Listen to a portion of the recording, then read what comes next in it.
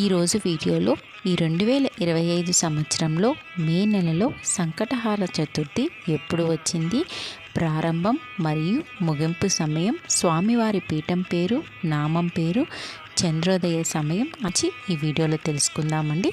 ప్రతి నెలలో బహుళపక్షంలో వచ్చే చవితిని సంకటహార చతుర్థిగా జరుపుకుంటాం.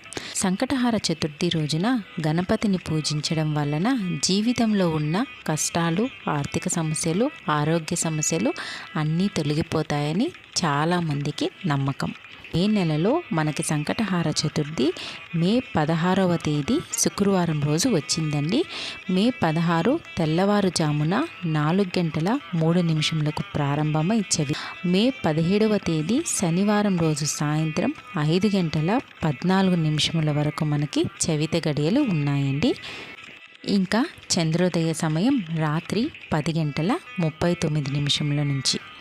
వారి నామం పేరు ఏకదంత సంకష్ట చతుర్థి. స్వామివారి పీఠం పేరు శ్రీ చక్రపీఠం.